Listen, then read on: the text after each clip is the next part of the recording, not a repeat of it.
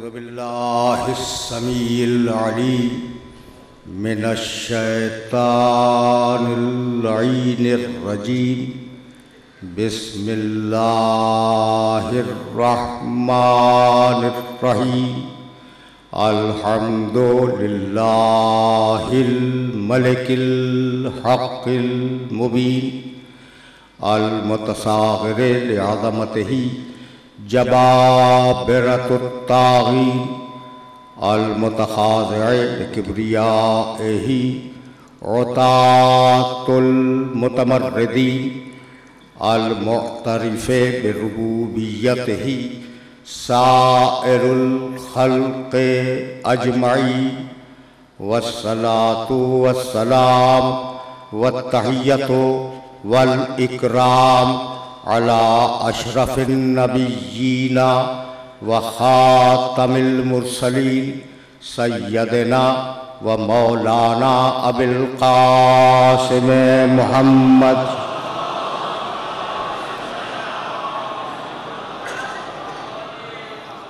व अहले बैतिहि तय्यबीन ताहिरीनल मासूमीनल मज़लूमीन अम्मा बादो फ़क़द क़ाल अल्लाहु सुब्हानहु व तआला फ़ी मुहकमे किताबिहिल मुबीन बिस्मिल्लाहिर रहमानिर रहीम यौमा नत्विस समाआ कतय्यिस सिजले लिल कुतुब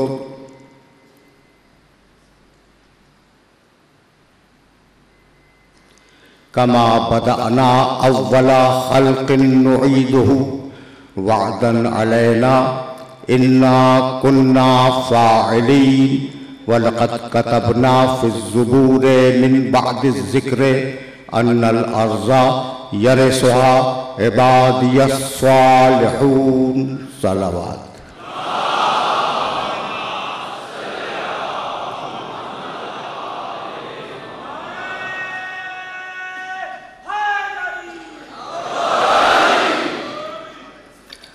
अज़ीज़ान मोहतरम, निज़ाम नबूवत और कुरान के उन्वान से हमने जिस सिलसिले गुफ्तगू का आगाज़ किया है वो अपने दूसरे मरहले में दाखिल हुआ।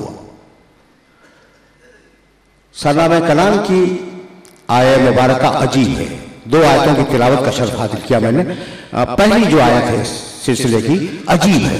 यौमा नत्विस समाआ कतय्यिस सिजले लिल कुतुब, क़यामत के दिन हम आसमान को लपेट देंगे जैसे बड़े बड़े कागजात का तूमार लपेटा जाता है। कमा बदअना अव्वल खल्क़ नुईदु, और जैसे हमने खल्क़ की इब्तिदा की थी, तख्लीक की इब्तिदा की थी, उसका आगाज किया था, नुईदु वैसे ही हम उसे पलटा देंगे। वादन अलैना, यह हमारा वादा है, यह हमारा हतमी वादा है। इन्ना कुन्ना फ़ाइलीन, और हम ये करते रहेंगे, हमें यह करना ही है। वलक़द कतबना फ़िज़्ज़ुबूरि मिन बअदि ज़िक्र अन्नल अर्ज़ा यरिसुहा इबादियस सालिहून, और हमने जिक्र के बाद, जिक्र से मुराद तौरात है, हमने जिक्र के बाद ज़ुबूर में ये लिख दिया है कि इस पूरी ज़मीन के वारिस हमारे सालेह बंदे होंगे। कल इस आयत मुबारका के ज़ैल में हमारा सिलसिला गुफ्तगू इस मरहले पर रुका था कि परवरदिगार ने पूरी कायनात की तक़दीर मुअय्यन की। वश्शम्सु तजरी लिमुस्तक़र्रिन लहा ज़ालिका तक़दीरुल अज़ीज़िल अलीम वल क़मरा क़द्दरनाहु मनाज़िल हत्ता आदा कल उर्जुनिल क़दीम, हमने सूरज के लिए एक मुअय्यन रास्ता तय कर दिया है और उस मुअय्यन रास्ते पर सूरज चल रहा है। यह हमारी तक़दीर है, हमने इसे मुअय्यन किया है। हमने इसी तरीके से चांद की मंजिलें मुअय्यन की हैं और यह भी हमारी तक़दीर है। तो पूरी कायनात की एक तक़दीर परवरदिगार आलम ने मुअय्यन फरमाई। अच्छा, अब कायनात तो तुम्हारे सामने है। सूरह आले इमरान में इरशाद फरमाया, और अजीब आयत है, मौजू को आगे बढ़ा रहा हूं। इन्ना फिल खल्क़िस समावाति वल अर्ज़, सूरह आले इमरान तीसरा सूरा है, आयत का निशान 190। इन्ना फी खल्क़िस समावाति वल अर्ज़, व इख्तिलाफिल लैल वन नहार लआयातिन लिउलिल अलबाब। सुनो, आसमान और जमीन की तख्लीक में और रोज़ और शब की आमद और रफ्त में निशानियां हैं साहिबाने अक्ल के लिए, निशानियां हैं साहिबाने अक्ल के लिए। इसमें भी ये अंदाज है कि हमने बगैर मंसूबे के ये कायनात नहीं बनाई। अजीब बात यह है, निशानियां हैं साहिबाने अक्ल के लिए। अजीब बात यह कि मेरी निगाह में मौलाना तौरेत भी है, इंजील भी है, ज़बूर भी है, वेद भी है, आइसिंग भी है, कुरान भी है। मैंने देखे हल्के हल्के, किसी किताब ने ये दावे है ना कि ये इल्हामी किताबें हैं, तौरात का और ज़बूर का और इंजील का तो कुरान मजीद ने जिक्र किया, ये वाकई इल्हामी किताबें हैं, अगर तो तहरीफ हो गई है। लेकिन वेद, कुरान, शम्स, पाजन इसके मुताबिक मैं नहीं जानता, लेकिन दावा है कि ये इल्हामी किताबें हैं। कसम खा के कह रहा हूं कि किसी इल्हामी किताब में अक्ल पे गुफ्तगू नहीं है सिवाय कुरान के।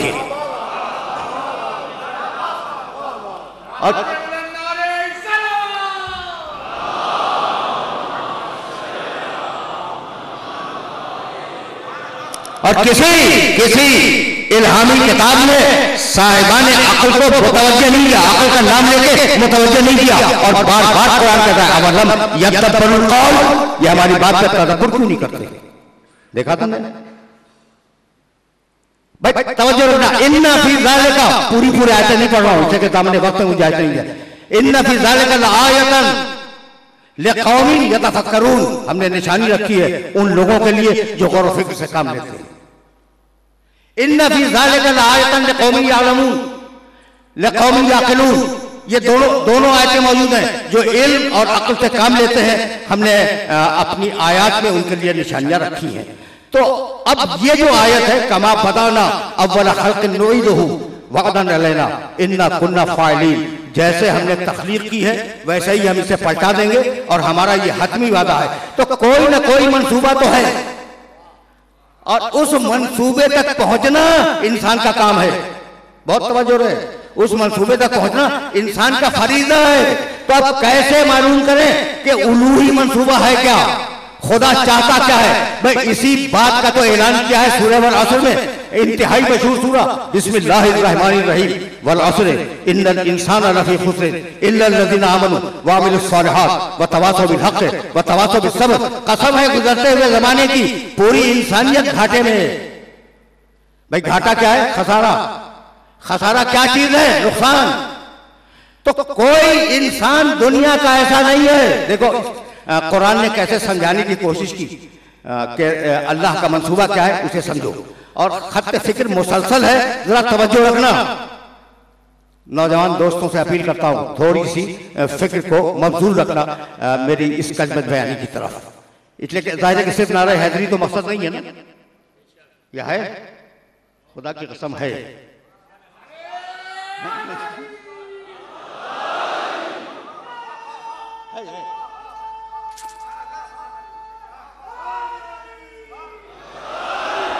तो मेरे साथ चलते रहना। वल असरे, गुजरते हुए जमाने की कसम, इन्नल इंसाना लफी खुस्रिन, एक एक इंसान खसारे में है सिवाय उनके, वो लोग बाद में है। तो इंसान खसारे में है। भाई कोई इंसान दुनिया का ऐसा नहीं है जो अपने नफे और नुकसान को न समझता हो, यही लाना था। और अगर ये समझ लो मेरी आज की मेहनत इस तमहीद में स्वागत हो जाएगी। कोई इंसान दुनिया का ऐसा नहीं है जो अपना नफा न जानता हो, अपना नुकसान न जानता हो। अजीब बात है ना कि तुम जो भी काम करते हो तुम्हारी ख्वाहिश यह है कि मुझे नफा हासिल हो जाए, है ये मिजाज है ना। और तुम्हारी ख्वाहिश यह है पूरी जिंदगी में कि नुकसान कोई भी आने ना पाए। तो नफा चाहिए, नुकसान नहीं चाहिए। यानी तुम जल्ब मनफात करना चाहते हो, दफे जरर करना चाहते हो। जरर दफा हो जाए, मनफात मिल जाए। तो पूरी दुनिया का कारोबार सूद और ज़िया पे चल रहा है, नफे पर और नुकसान पर। इंसान कोशिश करता है कि हर कीमत पर नफे को हासिल कर रहे और हर कीमत पर नुकसान से बचा रहे। ये साइकोलॉजी है इंसान की फितरत है। अच्छा भाई, इंसान अपने लिए नहीं, जो उसका अजीज तरीन हो उसके लिए भी नफा पसंद करता है, नुकसान नापसंद करता है। सुनो भाई, बात सुनो और आज जरा इस तरीके से भी सुनो जिस तरीके से बोल रहा हूं। इंसान अपने लिए नफा पसंद करता है, नुकसान को नापसंद करता है। जो उसे अजीज हो ना उसके लिए भी नफा ही पसंद करेगा, नुकसान को नापसंद करेगा। ये मैंने क्या कह दिया भाई? तुम्हारे घर में बच्चा पैदा हुआ, तरबियत तुम्हारी जिम्मेदारी है। अब तरबियत करोगे तो तरबियत में दो होते हैं, कुछ देना है, कुछ से रोकना है। बच्चे की तरबियत में उसे कुछ देना है और उसे कुछ चीजों से रोकना है। जो उसके जिस्म के मुनासिब क़ज़ा होगी वो दोगे। भाई ऐसा तो नहीं कि शेरखार बच्चे को बिरयानी खिला दो, ये नुकसान का सबब होगा। तो तुम ये देखते हो कि जो ग़िज़ा तरबियत के लिए बच्चे को मुनासिब है वो ग़िज़ा दी जाए और जो चीज नामुनासिब है वो न दी जाए। मतलब तुम्हारा बच्चा अगर तुमसे बर्फबारी के मौसम में और बर्फबारी के इलाके में आइसक्रीम की ख्वाहिश करे, तुम दोगे? भाई दुनिया का कोई इंसान, कोई अकलमंद इंसान नहीं देगा, इसलिए कि नुकसान का अंदेशा है। तो जहां नुकसान का अंदेशा हो वहां बच्चे को उस चीज से रोक लेते हैं, तरबियत करने वाला रोक लेता है। तुम छोटे से तरबियत करने वाले अपने बच्चे के नफे और नुकसान का ख्याल रखते हो, तो वो कायनात का तरबियत करने वाला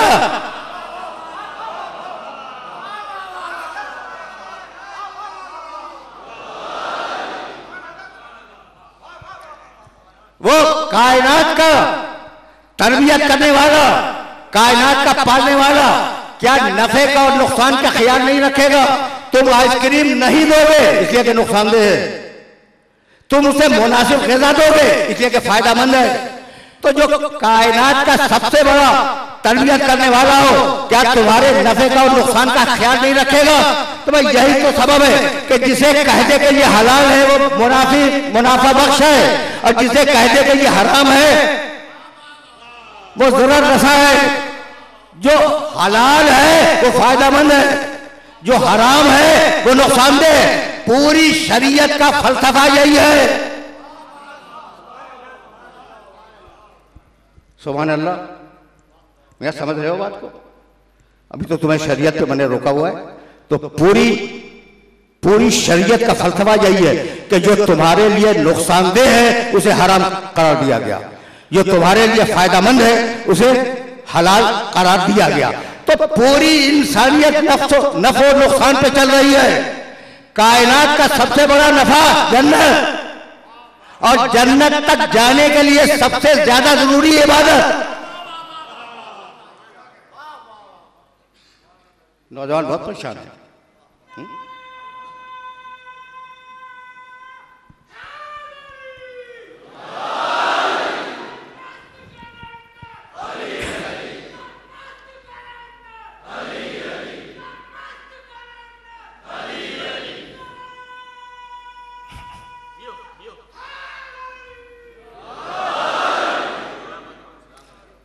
शरीयत समझ में आ गई। जो नफे की चीजें हैं वो हलाल की गई, जो नुकसान की चीजें हैं वो हराम कर दी गई। तो हलाल और हराम के दरमियान तुम्हें रखा ताकि तुम सबसे बड़े नफे तक पहुंच जाओ जिसका नाम है जन्नत। और जन्नत तक जाने के लिए जरूरी है इबादत। मैं क्या करूं?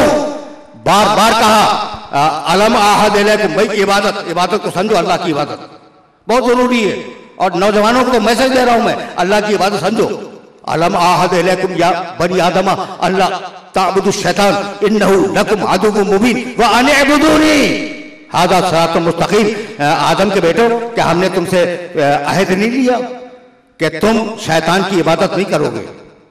वो तुम्हारा खुला हुआ दुश्मन है और इबादत फकत मेरी होगी, यही सच्चा और सीधा रास्ता है। तो इबादत फकत अल्लाह की। सूरह यासीन, सूरह ज़ारियात 51वां सूरा, वमा खलक़तुल जिन्ना वल इंस इल्ला लियअबुदून। जिन्हों की और इंसानों की तख्लीक फकत इसलिए हुई कि वो मेरी इबादत करें। दो आयतें हो गई। सूरह बनी इसराइल 17वां सूरा, वक़ज़ा रब्बुका, पूरी आयतें भी नहीं पढ़ रहा हूं। वक़ज़ा रब्बुका अल्ला ताबुदू इल्ला इय्याह, तुम्हारे रब का यह फैसला है कि तुम उसके अलावा किसी की इबादत नहीं करोगे। तो इबादत फकत अल्लाह की, और अगर अल्लाह से हट के हो जाए तो शिर्क है। भाई तवज्जुहात मबदूल है। अल्लाह की इबादत फकत और फकत मुनहसिर है अल्लाह में, उसके अलावा किसी की इबादत नहीं होगी। 3 आयतें मैंने पढ़ी कि अल्लाह के अलावा किसी की इबादत नहीं होगी, इबादत फकत अल्लाह की। तो अब फिर ये क्या है? जिक्र अली इबादत।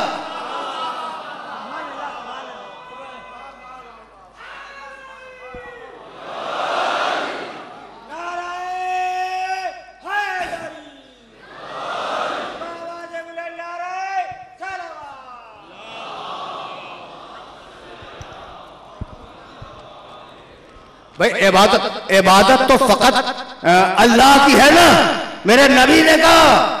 और मेरे नबी ने एक जुमला नहीं कहा, जिक्र अली इबादत, अली का जिक्र सुनना इबादत है। हुब्बु अली इबादत, अली की मोहब्बत दिल में रखना इबादत है। और नजर इला वजह अली इबादत, अली के चेहरे पर नजर करना इबादत है। जहां जहां हदीस की किताबों में मैंने ये रिवायत देखी, तरतीब ये थी, तवज्जो रहे, तरतीब ये थी कि पहले कहा अली के चेहरे को देखना इबादत है, फिर कहा तवज्जो, फिर अली के चेहरे को देखना इबादत है, फिर कहा जिक्र अली इबादत, अली का जिक्र इबादत है, फिर कहा हुब्बु अली इबादत, अली की मोहब्बत इबादत है। यानी पूरी तारीख है आले मोहम्मद का चाहने वालों की कि जब तक सामने रहे चेहरा देख के इबादत करो।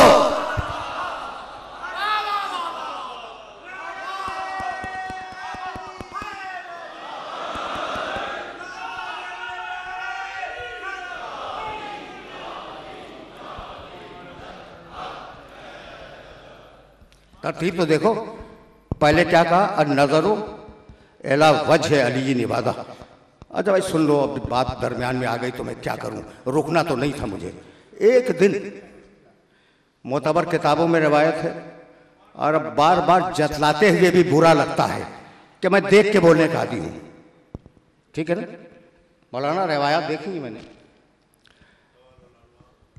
जी, हाँ वो अलवार में तो है। अच्छा मैं तो बुजुर्गों की किताब में देख के बर्स कर रहा हूँ।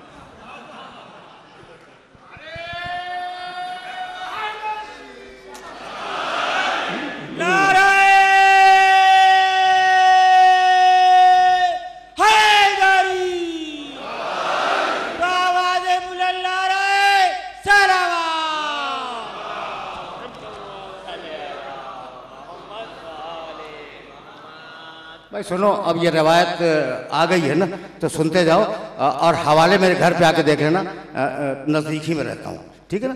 एक दिन पैगंबर अकरम मरीज थे। हजरत सिद्दीक रजी अल्लाह ताला अन्हु पैगंबर अकरम की आयादत के लिए घर तशरीफ ले गए। अच्छा किया, घर तशरीफ ले गए। रावी कहता है, घर की कनीज, कि पैगंबर अकरम बिस्तर पे इस्तराहत फरमा रहे हैं, दाहिनी तरफ अली बैठे हैं और बाईं जानिब हजरत सिद्दीक़ा रज़ी अल्लाह ताला अन्हा तशरीफ फरमा है।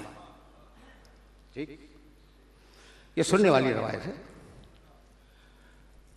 आए, सलाम किया रसूल को, तशरीफ फरमा हुए, मरज़ की कैफियत पूछी, मिजाज पूछा, रसूल ने जवाब दे दिया। अच्छा बात खत्म हो गई, जिस काम के लिए आए थे वो हो गया। अब देखना शुरू किया अली के चेहरे को। जब बहुत देर तक अली के चेहरे को देखते रहे तो साहिबजादी से बर्दाश्त न हुआ, फरमाने लगे कि बाबा आप आए थे रसूल के अयादत के लिए और मुसलसल अली के चेहरे को देख रहे हैं। मुस्कुरा के फरमाया, तबस्समा का लफ्ज़ है इसलिए मैंने तर्जुमा किया, मुस्कुरा के फरमाया कि रसूल ही ने तो फरमाया है अन नज़र इला वजह अली इबादत।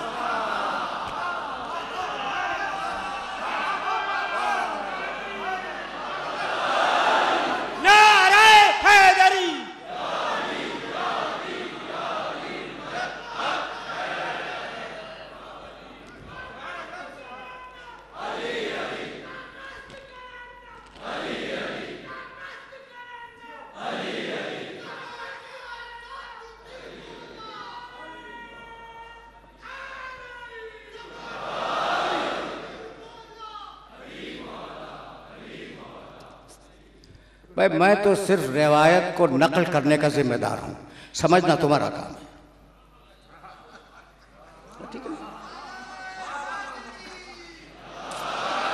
फ़हम रिवायत का जिम्मेदार नहीं हूँ, नक़ल रिवायत का जिम्मेदार हूँ।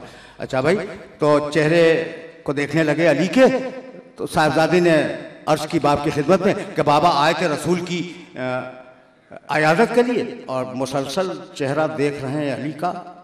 अब मुझे समझ में आ गया कि नबूवत के सामने भी इमामत का चेहरा देखना इबादत है।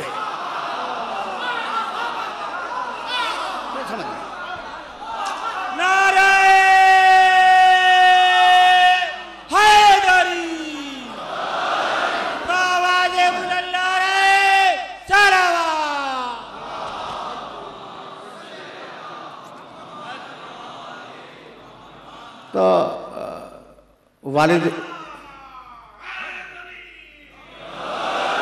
वालिद गिरामी ने फरमाया कि बेटी, मेरे नबी ही ने तो कहा है अन-नज़रो इला वजह अलीयिन इबादा, अली के चेहरे को देखना इबादत है। साहिबजादी फरमाने लगी, देखो क्या सच्ची ज़बानें हैं। हज़रत सिद्दीक़ा, अब इससे सच्ची रवायत और क्या होगी?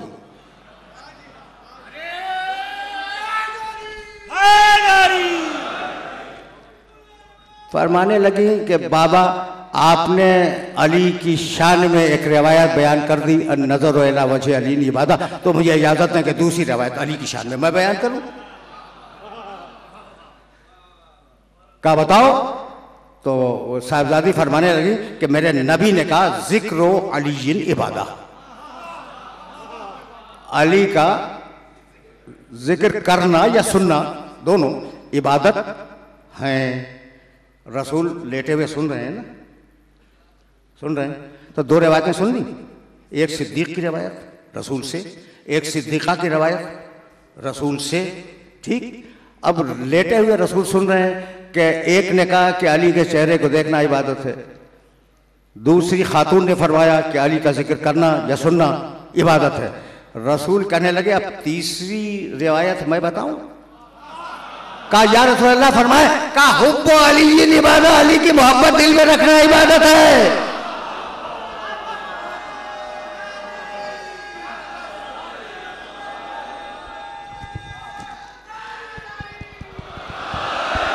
तो मस्त कलंदर खैबर का फाते, दामाद मोहम्मद, दामाद पैगंबर, खैबर का फाते, नारे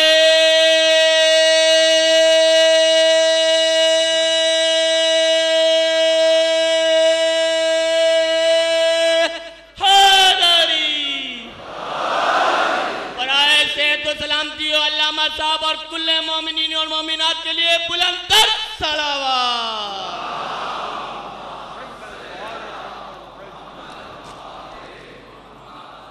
अच्छा भाई, रिवायतें तो सुन ली ना, तीनों रिवायतें तुमने सुन ली। तरतीब क्या है? पहले अली के चेहरे को देखना इबादत है, दूसरी रिवायत अली का जिक्र करना या सुनना इबादत है, तीसरी रिवायत क्या है? अली की मोहब्बत दिल में रखना इबादत है। खुदा की कसम, ये अली के चाहने वाले बैठे हैं, ठीक है ना, और अली के चाहने वाले बैठते रहेंगे और बैठते रहे हैं। इन तीन जुमलों में आले मोहम्मद के चाहने वालों की पूरी तारीख है। जब तक अली सामने रहे देख के इबादत करो, जब चला जाए जिक्र करके इबादत करो, और जब तकैये की तलवारें लटक जाए दिल में मोहब्बत रख के इबादत करो।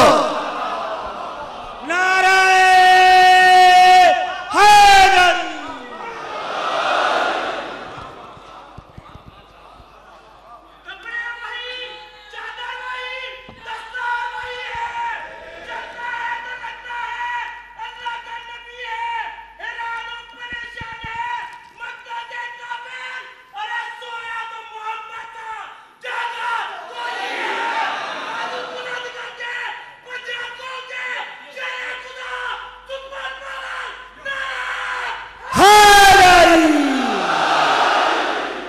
बट ठीक है, ये बात गलत नहीं है कि सोया तो मोहम्मद था।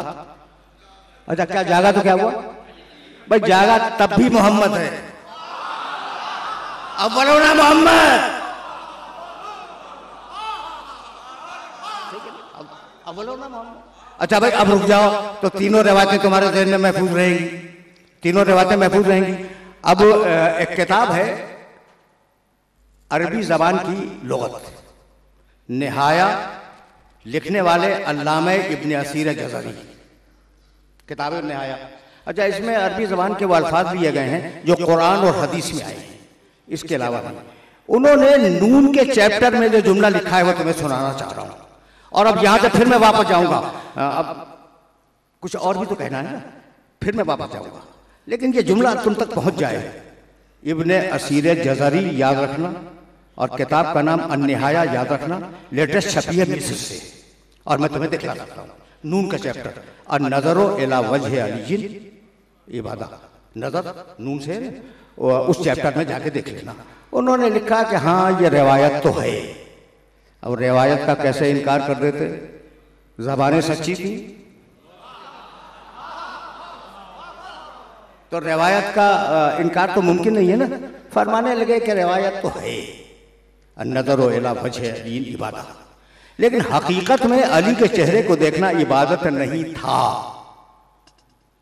देखिए कैसे कैसे उलमाए किराम गुजरे हैं इस्लाम की खिदमत के लिए कि रसूल फरमा रहे हैं इबादत है, आप फरमा रहे हैं इबादत नहीं है। ये इस्लाम की खिदमत करने वाले भी अजीब लोग हैं, अजीब लोग हैं। कहने लगे कि लेकिन हकीकत में ऐसा नहीं है कि अली के चेहरे को देखना इबादत है। अच्छा अभी तो रसूल ने क्यों कह दिया, बस सवाल है ना भाई, रसूल ने कहा क्यों? कहने लगे काना इज़ा खरज मिन मंज़िलिही, बात कुल इतनी है, देखना भाई क्या कमाल की, दूर की कौड़ी, जानते हो ना, दूर की कौड़ी लेके आए हैं। कहने लगे बात कुल इतनी है कि जब अली अपने घर से निकलते थे और मदीने की गलियों में दाहिने बाएं जाते थे तो लोगों की निगाह पड़ती थी अली के चेहरे पर, तो कोई देख के ये कहता था ला इलाहा इल्लल्लाह मा अकरम हाज़ल फता, ला इलाहा इल्लल्लाह, ये जवान कितना बड़ा करीम है। ज़बान से निकला ला इलाहा इल्लल्लाह, ठीक है ना। अच्छा किसी की निगाह पड़ी, उसने कहा कि ला इलाहा इल्लल्लाह मा अश्जा हाज़ल फता, ला इलाहा इल्लल्लाह, ये जवान कितना बड़ा बहादुर है, करीम है, बहादुर है। ठीक, कोई कहता था ला इलाहा इल्लल्लाह मा अस्खा हाज़ल फता, ला इलाहा इल्लल्लाह, ये जवान कितना बड़ा सखी है। किसी की जबान से निकलता था ला इलाहा इल्लल्लाह मा आलम हाज़ल फता, ये जवान कितना बड़ा आलिम है, ला इलाहा इल्लल्लाह। तो चूंकि ला इलाहा इल्लल्लाह कहना इबादत है, इसलिए रसूल ने कह दिया अली के चेहरे को देखना इबादत है।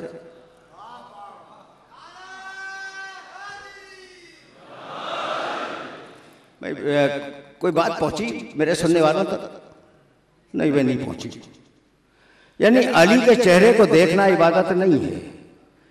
अली के चेहरे को देखकर ज़बान से निकलता था ला इलाहा इल्लल्लाह, कितना बड़ा आलिम है, कितना बड़ा आलिम है, कितना बड़ा सखी है, कितना बड़ा करीम है, कितना बड़ा बहादुर है। करीम, आलिम, सखी, बहादुर। तो अब ये तुमने अली की जात का मोजज़ा देखा कि इब्न असीर चाहते थे एक फजीलत को छुपाएं, चार खुद अपने कलम से लिख गए। नारे हैदरी, बावाज़े बुलंद नारे सलावत।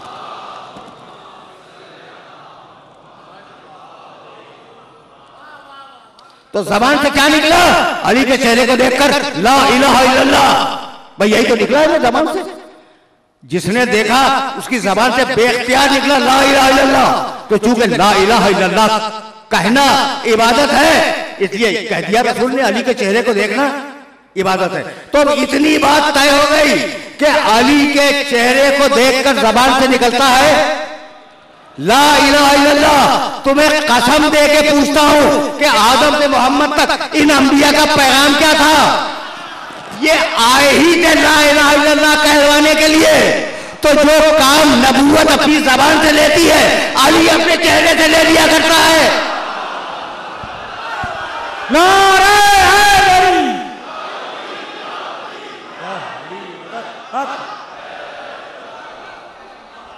चमल चमल करी करी, चमल चमल करी करी, शहर शहर गली गली, नारे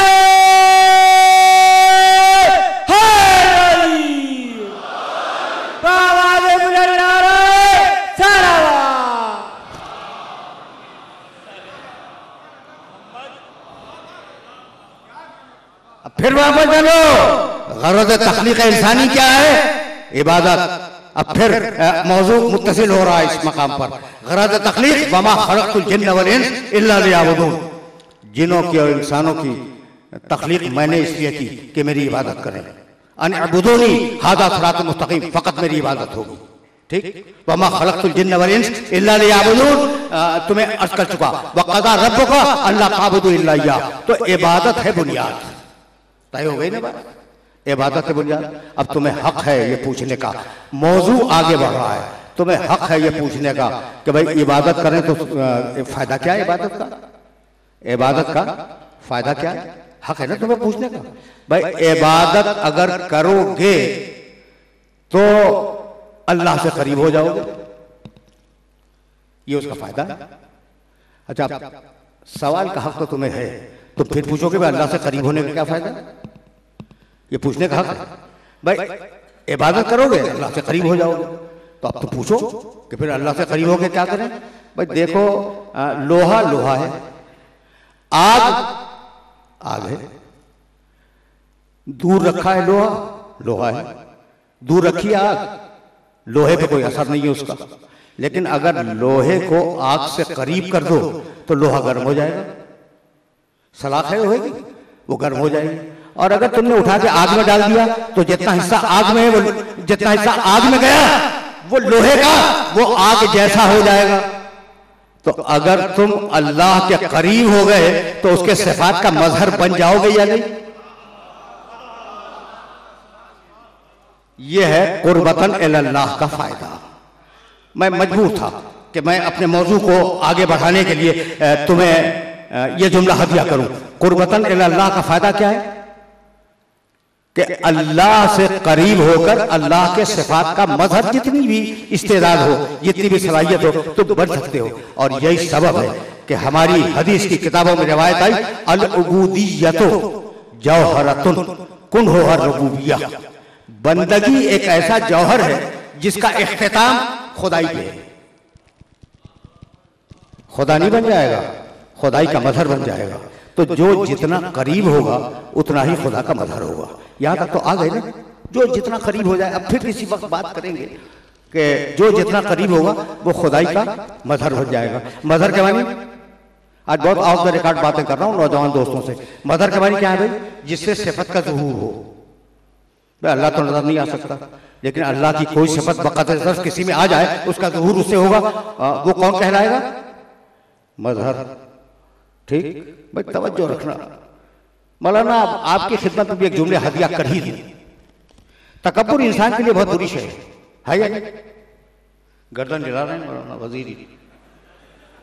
बावाज़े बुलंद नारे सलावत।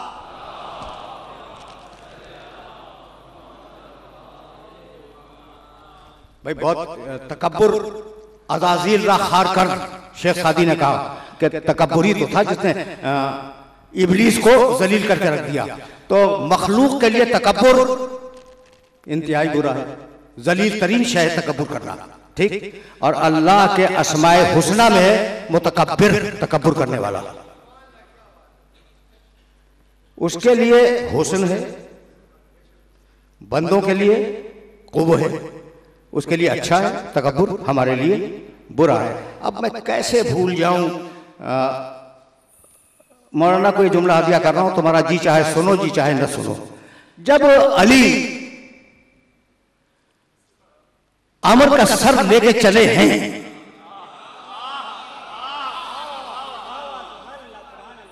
जब अली अमर का सर लेके चले तो बहुत अकड़ के आ रहे थे। लोगों ने कहा या रसूल अल्लाह, अली की चाल में तकब्बुर है। कहा यह तकब्बुर अल्लाह और रसूल को पसंद है। भाई खुदा की सिफत का मजहर था अली। नारे हैदरी, नारे तकबीर, नारे रिसालत, नारे हैदरी, अज़मत आले मोहम्मद पर बुलंदतर सलावत।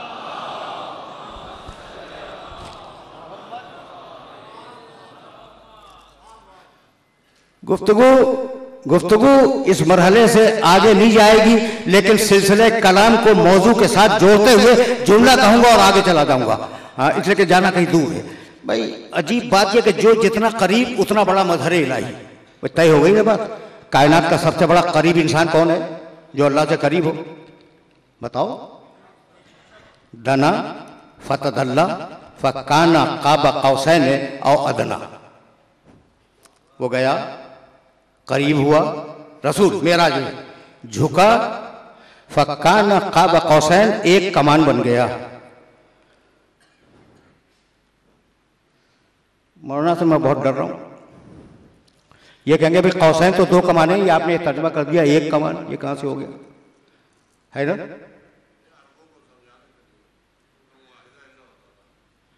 मौलाना मैंने लुगत की बहुत सी किताबों में देखा कि काब कहते हैं आधी कमान को, काब कहते हैं आधी कमान को, लुगत की बहुत किताबों में है।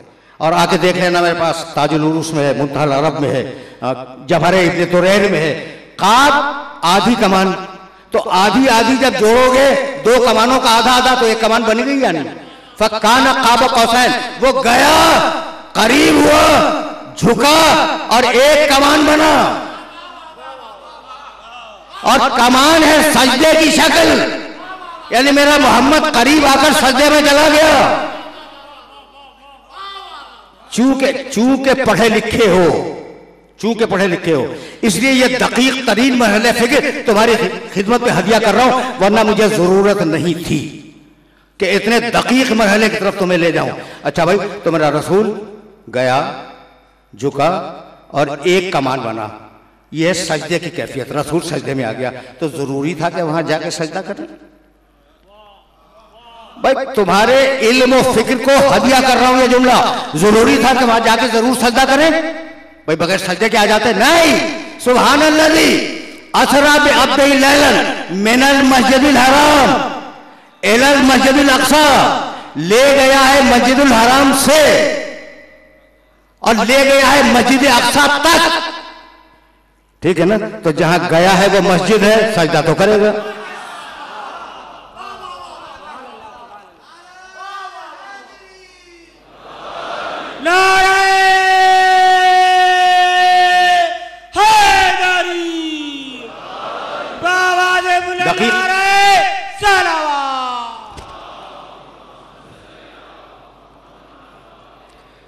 दकीक मरहला फिक्र था, लेकिन रोकूंगा तुम्हें। अच्छा भाई, तो कहां से ले गया? मस्जिदुल हराम से, यहां सजदे होते हैं। और कहां ले गया? कायनात की आखिरी जगह काबा कौसैन, वो भी मस्जिद है, वो मस्जिद अक़सा ये नहीं, ये जमीन वाली, वो है कायनात का आखिरी मरकज, वहां रसूल ने जाके सजदा किया। अच्छा, तो मस्जिद किस जगह को कहा जाता है? जहां सजदे हो। तुम अपने घर में नमाजें पढ़ते हो, तो क्या तुम्हारे घर का नाम मस्जिद है? मस्जिद उस जगह को कहते हैं जहां इज्तिमाई सजदा हो। तो जहां गया था वहां 14 के 14 नूर पहले सजदा कर चुके थे।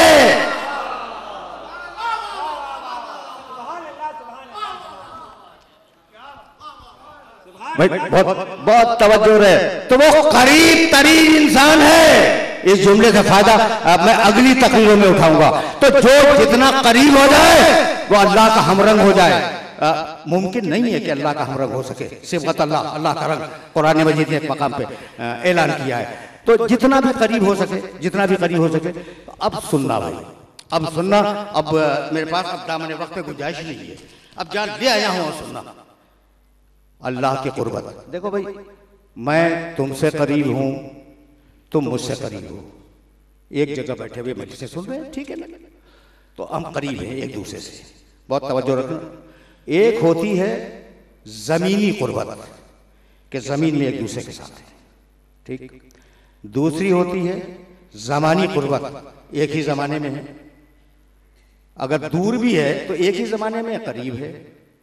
तो जमीनी कुर्बत, दूसरी कुर्बत, जमानी कुर्बत, 2 कुर्बतें हो गई। भाई तवज्जो रखना।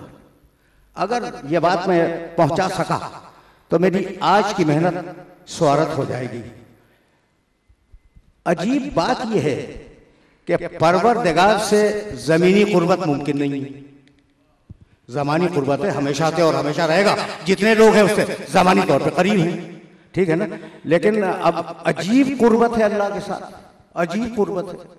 और अगर ये कुर्बत समझ में आ गई तो बस मैंने तकरीर तमाम कर दी। ये कुर्बत अजीब है भाई। देखिए, जितना दूर मैं आपसे हूं उतनी दूर आप मुझसे। ये तो ऐसा तो नहीं है कि मैं आपसे 2 गज दूर हूं और आप मुझसे 4 गज दूर हैं। दरमियान का फासला तो एक ही है ना। जितना मैं आपसे दूर उतने ही आप मुझसे दूर। फासला एक, 2 या 4 का फर्क तो नहीं है ना। अब अल्लाह की कुर्बत का चक्कर क्या है, अगर समझ लो तो मेरी मुश्किल आसान हो जाए। इतना करीब है कि रगे गर्दन से ज्यादा करीब है या नहीं? कितना करीब है वो? तो वो हमसे इतना करीब के रगे गर्दन से, नानो अक़रबु इलैहि मिन हब्लिल वरीद, वो रगे गर्दन से ज्यादा करीब है। और हम इतने दूर हैं कि पूरी जिंदगी कुर्बत ने अल्लाह कह के गुजार दी और अब तक करीब नहीं हुए। समझ में आया? कुछ समझ में आ गया? वो इतना करीब कि रगे गर्दन से ज्यादा करीब, हम इतने दूर कि हर अमल कर रहे हैं कुर्बतन अल्लाह, ठीक है ना। तो अब कुर्बत के जो मसाइल हैं वो यहां रोक लो। अब इससे ज्यादा तुम्हें ज़हमत नहीं देना चाह रहा हूं मैं। अल्लाह बहुत दूर, अगर बहुत दूर न होता तो कुर्बतन अल्लाह कह के नमाजें न पढ़ते, रोजे न रखते, हज न करते। भाई ये सारे काम इसलिए करते हो कि अल्लाह से करीब हो जाओ। और वो कितना करीब?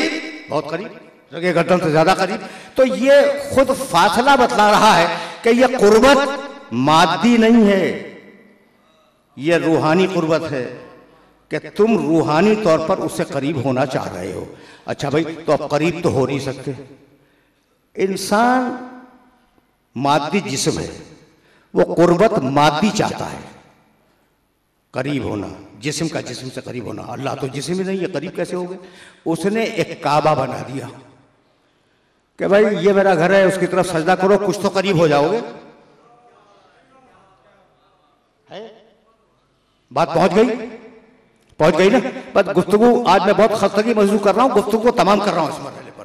भाई अल्लाह करीब तो आ नहीं सकता, जितना करीब है रूहानी तौर पर वो है, लेकिन हम बुलाएं वो करीब नहीं आ सकता। अच्छा, तो मालिक क्या करेगा? कहा अपना घर बनवाऊंगा और उस घर को सजदा करो, कुछ तो कुर्बत हो गई टेलीफोन वाली, ठीक है ना। अच्छा मालिक, और अगर करीब होना चाहें, कहा एक तरीका है, आके हज कर लो। घर के करीब आ गए, मुझसे करीब इसी तरीके से आओगे, घर के करीब आ गए। अब मैं कैसे अपने सुनने वालों की खिदमत में ये मैसेज डिलीवर करूं? तवज्जो रखना। तो अब वो लोग जो रसूल के साथ हज करने गए थे, अल्लाह से ज़मानी कुर्बत है, अल्लाह के घर से ज़मीनी कुर्बत है, ऐसा है ना। और रसूल पे ईमान लाए, ज़हनी कुर्बत, ईमान लाए ना रसूल पर, रसूल से ज़हनी कुर्बत है। तवज्जो रखना। आज मुझे कुछ फजीलतें बयान करने का मौका दे दो। अली की फजीलतें तो सुनते ही रहते हो।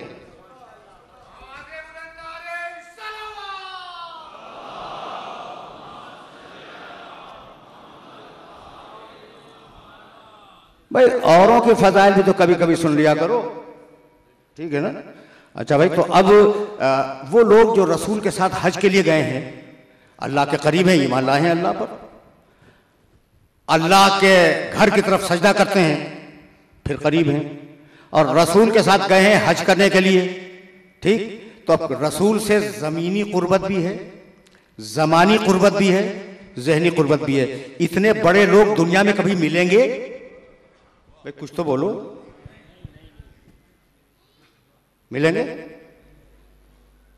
नहीं मिलेंगे, सब परेशान है, सब परेशान है। खुदा की कसम खा के कह रहा हूं कि रसूल अकरम के सहाबा, अब ऐसे लोग क़यामत तक पैदा नहीं होंगे। इतने बड़े लोग रसूल के साथ हैं, रसूल के पहलू के लोग हैं, अल्लाह पे ईमान लाए हैं, काबे को सजदा करते हैं, काबे का हज करने के लिए गए हैं, रसूल के साथ हैं, रसूल से भी करीब, अल्लाह से भी करीब। इनसे बड़े लोग दुनिया में मिलने वाले नहीं हैं। अब क़यामत तक ऐसे लोग पैदा नहीं होंगे। और उन्हें रोक के कहा कि अली को मौला मानो। नाराए हैदरी बाबा जय नाराए सलावत।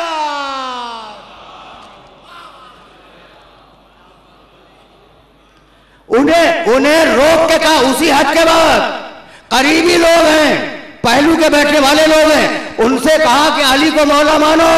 भाई तवज्जो रे, तो जब वो पहलू के बैठने वाले अली से न बच सके तो 1500 बरस बाद का मुल्ला कैसे अली से बच जाएगा?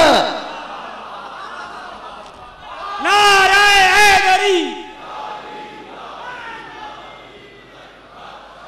नाराए हैदरी बाबा जय बुलंद नाराए सलावत।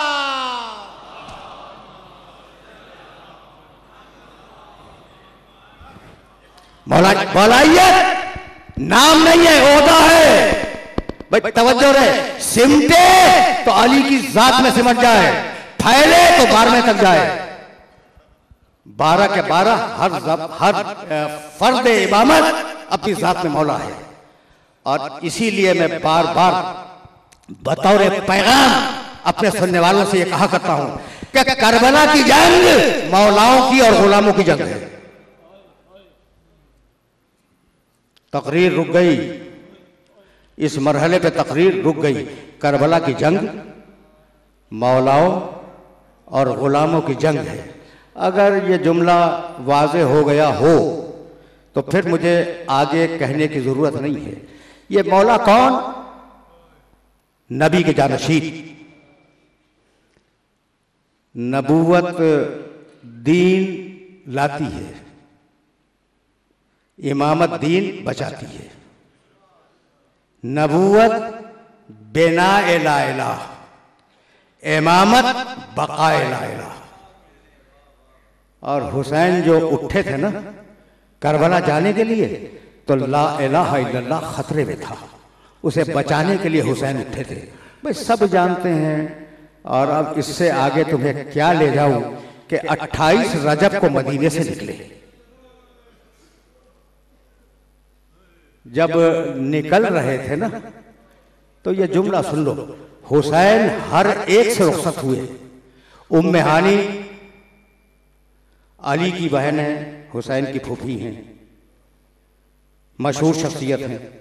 जब हुसैन निकल रहे थे तो आई और कहा, बेटे तुझे सफर मुबारक हो, मैं तुझे सफर से नहीं रोकती, जा, लेकिन कुछ दिन ठहर जा। कहा, फूफी अम्मा बात क्या है? ये वाकया अपने जहनों में महफूज रख लेना। फूफी अम्मा बात क्या है? कहा, बेटे हम बनी हाशिम में पता नहीं कब से ये तरीका आ रहा है कि जब हमारे खानदान पे कोई मुसीबत आती है तो जिनों की औरतें मातम करती हैं।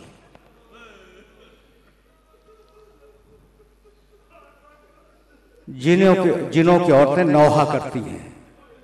बेटे जब तेरे नाना का इंतकाल हुआ था तो जिनों की औरतों ने मातम किया था। जब तेरी माँ इस दुनिया से गई तो औरतें नजर नहीं आती थी, लेकिन मातम की आवाजें आती थी। जब तेरे बाप इस दुनिया से गए तो उनके साथ भी यही हुआ। बेटे तेरा भाई हसन जब इस दुनिया से सिधारा तो उसके साथ भी यही हुआ। और बेटे जब से तूने ऐलान किया ना, जिस वक्त से कि मैं अब जा रहा हूं मदीना छोड़कर, औरतें नजर नहीं आती लेकिन मातम की आवाज मुसलसल आ रही।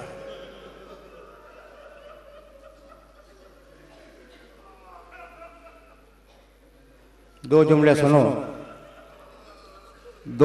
सुनो, मुझे इजाजत दे दो, अब इससे ज्यादा गुफ्तगू नहीं होगी।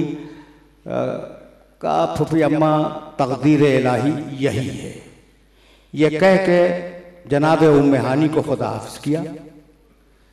हुसैन इब्न अली बूढ़ी नानी के पास गए, जनाब उम्मे सलेमा, रसूल की ज़ौजा उम्मुल मोमिनीन हजरत उम्मे सलेमा। पाला है उम्मे सलमा ने कुछ दिनों हुसैन इब्न अली को। और हुआ यह था कि एक दिन रसूल बीमार हुए। आराम से ये वाकया सुन लेना, हर तबके के मौरिख ने इस वाकये को लिखा है कि एक दिन रसूल बीमार हुए, उम्मे सलमा के हुजरे में थे। कहा, उम्मे सलमा मैं बीमार हूं और मैं आराम करना चाहता हूं, अब किसी को मेरे पास आने न देना, दरवाजा बंद करके बैठ जाओ। उम्मे सलमा दरवाजा बंद करके बैठ गई। जो भी आया कहा रसूल बीमार है, इस वक्त मिलना नहीं चाहते। खुद बयान करती है उम्मे सलमा कि कुछ देर में हुसैन आया, छोटा था बच्चा।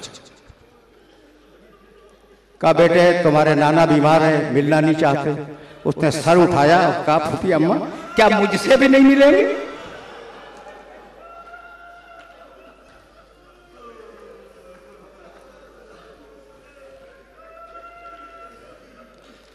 फूफी अम्मा क्या नाना मुझसे भी नहीं मिलेंगे? कहा हाँ बेटे, कहा तो यही है। उम्मे सलमा कहती है कि हुसैन पलट गया। इतने में हुजरे के अंदर से आवाज आई, उम्मे सलमा तुमने मेरे हुसैन को भी पलटा दिया।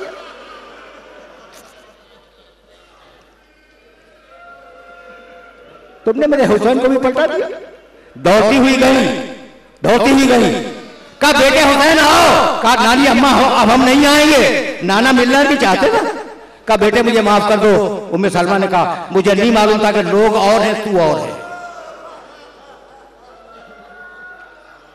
राजी करके बच्चे को लाई, रसूल के सीने पे लेटा दिया। बच्चा रसूल के सीने पे सो गया। उम्मे सलमा दरवाजा बंद करके बैठ गई। कुछ देर में रसूल के रोने की आवाज आई। दरवाजा खोला, या रसूल अल्लाह आपका मरज क्या बढ़ गया? कहा नहीं उम्मे सलमा मेरा मरज तो नहीं बढ़ा, अभी फरिश्ता वही आया था। फरिश्ता आया और उसने कहा या रसूल अल्लाह आप अपने इस बेटे को बहुत चाहते हैं ना, तो ये करबला के मैदान में 3 दिन का भूखा प्यासा ज़िबा किया जाएगा।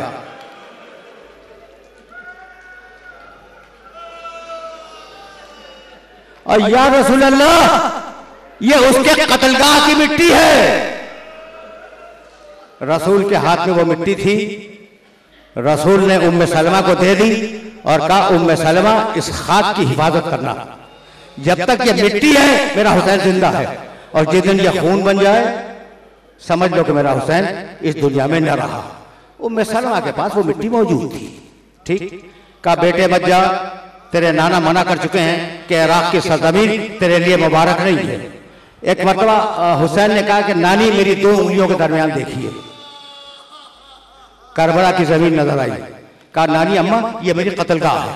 और हुसैन ने एजाज इमामत हाथ बढ़ा के मिट्टी दी और कहा नानी अम्मा ये मिट्टी भी उसी मिट्टी में मिला ले। देखो भाई वक्त तमाम हो गया, वक्त तमाम हो गया। लेकिन अब मैं क्या करूं कि मुहर्रम की दूसरी भी गुजर गई। मैं चाहता हूं कि 2 जुमले तुम्हें और हदिया करूं और तुमसे इजाजत ले लूं। रसूल की दी हुई मिट्टी, हुसैन की दी हुई मिट्टी उम्मे सलमा के पास थी। हुसैन बीवियों से रुखसत हुए। जब दरवाजे से निकलना चाहते थे बीमार बेटी खड़ी थी।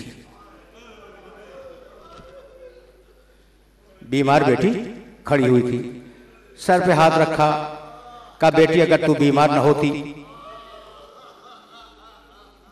तो मैं तुझे साथ ले जाता, अच्छी हो जाएगी, मेरे पास आ जाएगी। खुदा हाफिज किया, आए।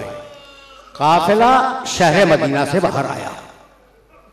आखिरी जुमला सुनो, काफिला शहर मदीना से बाहर आया। तरतीब क्या है काफिले की? काफिले की तरतीब यह है कि आगे आगे अबुल फजल अब्बास हुसैन की फौज का अलम लिए हुए मदीने से निकलते वक्त अलमबरदार थे। करबला में अलम नहीं दिया था, मदीने से अलमबरदार थे। आगे आगे अबुल फजल अब्बास, उनके पीछे असहाबो अंसार, उनके पीछे छोरदारियां, उनके नाके, उनके पीछे हुसैन इब्ने अली, हुसैन इब्ने अली के पीछे अहले हरम के नाके, और अहले हरम के नाकों के दाहिने बाएं बनी हाशिम के जवान नंगी तलवारें लिए हुए। इस शान से यह काफिला शहर मदीना से जरा सा बाहर आया। खुदा मालूम अबुल फजल अब्बास सबसे आगे हैं। खुदा मालूम अब्बास ने क्या देखा। एड़ लगाई, मुड़े हुसैन के पास आए। कहा मौला कुछ देर के लिए रुक जाएं।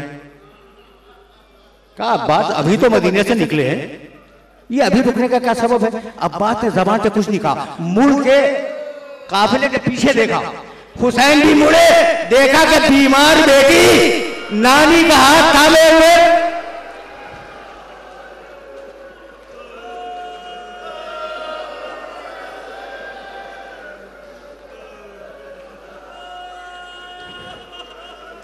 ये कहती हुई आ रही है, महलन महलन या अभी बाबा थोड़ी देर के लिए ठहर जाओ।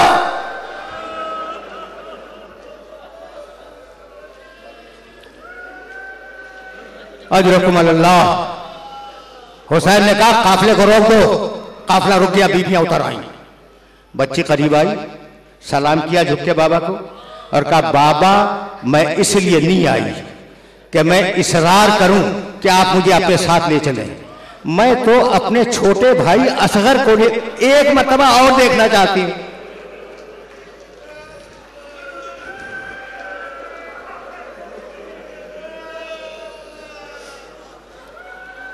मैं अपने छोटे भाई असगर को एक मर्तबा और देखना चाहती हूं, बाबा मुझे इजाजत दे दे। कहा जाओ बेटी मिल लो।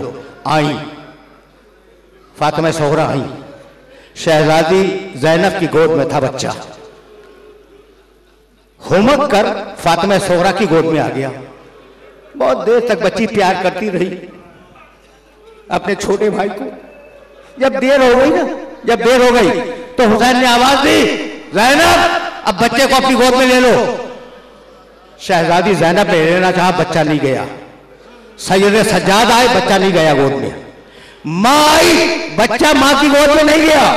एक मर्तबा हुसैन करीब आए और असगर के कान में कुछ कहा, बच्चा होमवर्क किया गया, दे दिया जैनब की गोद में।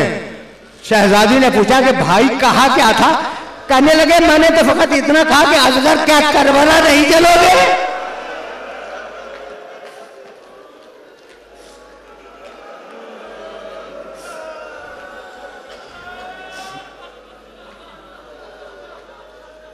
काफिला फिर रवाना हुआ। बच्ची बेहोश होकर वहीं गिर गई। काफिले की मिट्टी बच्ची की बालों पे गिरती रही। नानी तसल्ली देकर घर वापस लाई। हुसैन गए, बेटी घर में है। अल्लामा दरबंदी लिखते हैं कि बच्ची ने कुछ दिनों के बाद एक खत लिखा, अपने बाबा के नाम में खत लिखा, बिस्मिल्लाहिर्रहमानिर्रहीम। यह खत है फातिमा सोहरा की तरफ से उसके बाप हुसैन इब्न अली के नाम। बाबा आप पहुंचकर अपनी खैरियत से मुतला करें और सबसे पहले ये बताएं कि असगर कैसा है।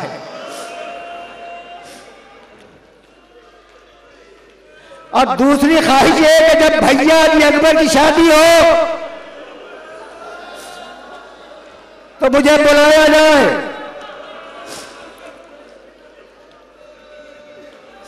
खत लिख दिया ना बेटी ने, कासिद लेके गया।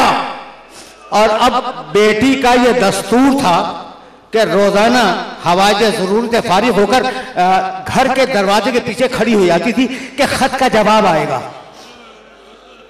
खत का जवाब आएगा।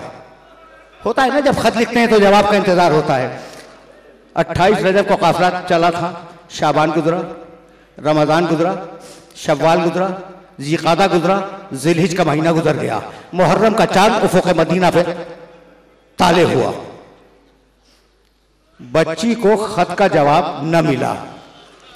जब उफ़ुक़ मदीना पे मुहर्रम का चांद नमूदार हो गया तो एक मर्तबा नानी के पास आई, कहा कि नानी अम्मा अब तक मेरे बाबा ने खत का जवाब नहीं दिया। कहा बेटी तेरा बाबा सफर में है, इंशाअल्लाह एक न एक दिन जवाब आ जाएगा। पहली गुजरी, दूसरी गुजरी, तीसरी गुजरी, चौथी गुजरी, यहां तक के आशूर का दिन आ गया। आशूर की दोपहर के बाद जनाब उम्मे सलमा अपने हुजरे में सो रही थी। इतने में ख्वाब में रसूल आए। उनके हाथ में एक शीशी थी, उसमें खून ताजा जोश मार रहा था। कहा उम्मे सलमा क्या सो रही हो? मेरा बेटा मारा गया। उम्मे सलमा की आंख खुल गई घबराहट से। दौड़कर शीशी को देखा तो खून ताजा जोश मार रहा था। शीशी उठाई, आंगन में आई, आकर रख दिया उस शीशी को, और सारी बड़ी हाशिम की औरतें जमा हो गई और नारा लगाने लगी, नौहा पढ़ने लगी, वाह हुसैना, वाह कतीला, वाह गरीबा। बीबियां हुसैन की उस खून आलूद मिट्टी को रखकर मातम कर रही थी कि इतने में फातिमा सुगरा के हुजरे का दरवाजा खुला और वो ये कहती हुई निकली कि नानी अम्मा अब सब्र नहीं आता। एक जुमला और सुन लो और मुझे इजाजत दे दो। नानी अम्मा अब सब्र नहीं आता। इशारा किया कि रुक जाओ, कहीं फातिमा सुगरा की निगाह न पड़ जाए उस मिट्टी पर। एक मर्तबा बच्ची की निगाह पड़ गई, रो के कहने लगी, नानी अम्मा अब बाबा नहीं आएंगे। तुमने सुन लिया, तुमने सुन लिया, अब बाबा कभी नहीं आएंगे। आशूर का दिन है, यह कत्ल हुसैन के बाद का वाकया है। अब कत्ल हुसैन के पहले का वाकया, हुसैन इब्ने अली असगर को दफन करके बैठे हुए थे। आखिरी जंग से पहले हुसैन असगर को दफन करके बैठे हुए थे। इतने में किसी ने दूर से आवाज दी, अस्सलाम वालेकुम या अबा अब्दुल्लाह, फर्जंद रसूल आप पे सलाम हो। जवाब सलाम दिया और कहने लगे, भाई तू कौन है जो मुझे सलाम के लायक समझता है? उसने वहीं से आवाज दी, अना बरीदु सोहरा, मैं सोहरा का खत लेके आया हूँ। खत पढ़ा, कासिद का हाथ थामा, असगर की छोटी जगह पे खड़ा कर दिया, कहा ये है सोहरा का